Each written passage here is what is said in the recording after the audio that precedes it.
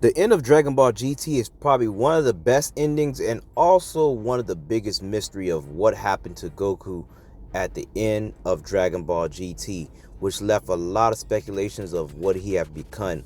And at this point, Goku doesn't even know himself truly of what exactly he's become himself. Some people speculate that he died. Some people say he became like a form of a deity type of god. But certainly one thing is for sure. Goku definitely is more powerful in this state.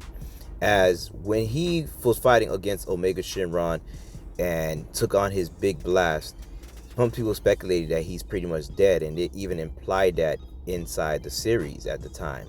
But the thing was, Goku came back out with the Spirit Bomb and was tanking all of Omega Shenron's attack. Now, I seen somebody do a comment on one of these previous videos I did on pretty much end of GT Goku versus Master Ultra Instinct Goku, and stating that Goku was just in his spirit body and that Omega Shenron was, lost a lot of energy and he was weakened. No, that is not the case. Because one thing for sure is that even if Omega Shenron was weakened at the time, him fighting a base Goku at this point, Goku already battered up himself, would not be able to tank any of his attack. And do not confuse this Goku at the end of GT as regular spirit body Goku that we've seen in the Majin Buu arc, where he comes back for one day and using his spirit body. This is not the same thing. This is a totally different type of Goku, as of course we can definitely see this at the end where Goku leaves with Shenron and the Dragon Balls are absorbed into his body.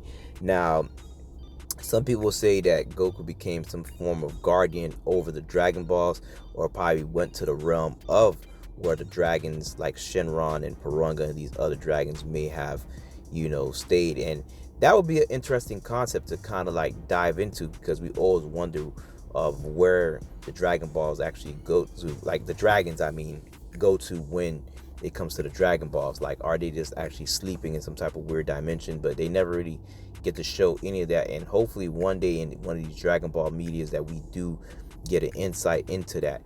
But ultimately, this is something different. Goku is not the same as spirit body Goku that you see in Majin Buu, who's just pretty much dead using a spirit body. It's not the same.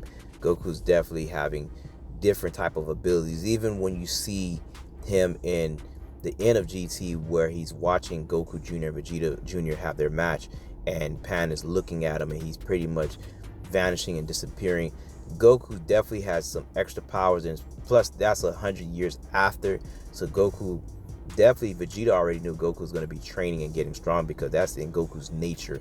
He's going to definitely go around. He's not going to just be sitting around watching. He's going to definitely be out there training and improving and probably mastering his new abilities or powers that he's pretty much done gain and achieve, and probably still seeking, ultimately a big challenge. But at this point, he's also just interested in looking at the new generation and looking at good matchup like Goku Jr.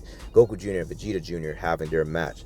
So all that is pretty much still kind of showing that at the end, when we look at end of GT Goku, is all one big mystery to what exactly he's become, because they never explicitly stated what happened to him or what he became. But we know he definitely returned 100 years, where they're stated like most of the people have been, died out after the 100 years.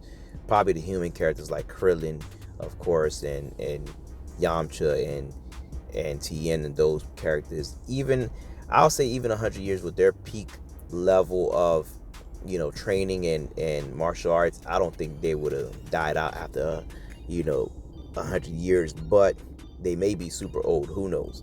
But that's the biggest mystery so far on what happened to the end of GT Goku.